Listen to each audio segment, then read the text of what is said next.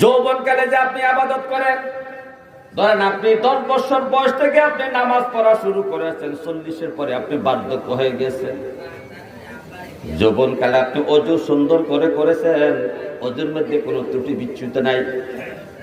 ওযুর সুন্নত, ওযুর ফরজ, ওযুর সুন্নত তরিকা অনুযায়ী, নবীর তরিকা অনুযায়ী আপনি সুন্দর করে ওযু করতে জানেন। ঠান্ডা পানি, মাঘ মাসের পানিও আপনার কোনো সমস্যা হয় না, কারণ আপনার যৌবনকাল চলতেছে। যখন আপনি বৃদ্ধ হয়ে গেলেন, বার্ধক্যকালে চলে গেলেন, তখন আপনার ঠান্ডা সমস্যা হয়, ঠান্ডা পানিতে আপনি ভয় পান। ওযু করতে গেলে আপনার একটু পানির সমস্যা, ঠিক মতো ওযুর সময় পানিটা আপনি দিতে পারেন নাই। মাঘ মাসের বরফের মতো পানি, শীতল পানি, আপনি শীতল পানিটা দিতে যাইয়া দেখা গেল ওযুর মধ্যে একটু ত্রুটি হয়ে গেল, সামান্য পশমের গোড়া ভিজে নাই, কিন্তু আপনি জানেন না। আপনি কিন্তু এখানে একটা দোষ ধরা পড়েছে, আপনার পশমের গোড়া ভিজে না, কারণ ওই যে ঠান্ডা পানি আপনি তাড়াহুড়া করে দিয়েছেন। যৌবনকালে আপনি যেভাবে মেসেজ করে করে ভালো করে ডলে ডলে আপনি ওযু করছেন, বৃদ্ধকালে এটা আপনি আর পারেন না। এখন ওযুর মধ্যে সমস্যা হয়েছে।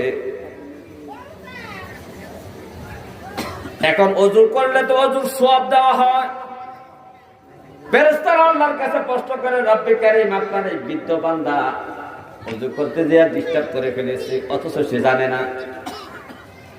এখন কি করব? ওযুর মধ্যে ত্রুটি ধরা পড়েছে, এখন ওযুর সওয়াব তার আমলনামায় লিখবো কিনা? আমার আল্লাহ ফেরেশতাকে বলবে, ফেরেশতা রে, আমার এই বান্দা যৌবন কালের আমলের দিকে তাকাও, দেখো আমার বান্দা যৌবন কালের 30 বছর আমলের মধ্যে ওযু ঠিক মতো করছে কিনা। ফেরেশতারা বললেন, রব্বে কারীম, আপনার এই বান্দা 10 বছর বয়স পর্যন্ত শুরু থেকে ভালো করে ওযু করে নামাজ পড়তো। তো আমার আল্লাহ বলবেন, আমার বান্দা যত যৌবন কালটা ঠিক মতো ইবাদতের কাজে লাগাইছে, ওযু করার মধ্যে সুন্দর করে ওযু করেছে, ওযু করার জন্য, তাহলে আমার বান্দার এই যৌবন কালের ইবাদতের হিসাব অনুযায়ী বৃদ্ধ বয়সে ওযুর হিসাবের সওয়াব এক সমান দিয়া দাও।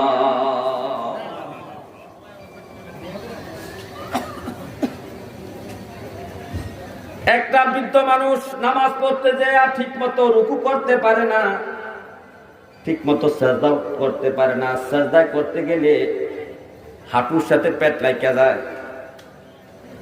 আগের মতো এভাবে গুচু হইয়া একটা ছাগলের বাচ্চা সাজদা অবস্থায় বগলের তলে দেওয়া যাওয়ার মতো এখন আর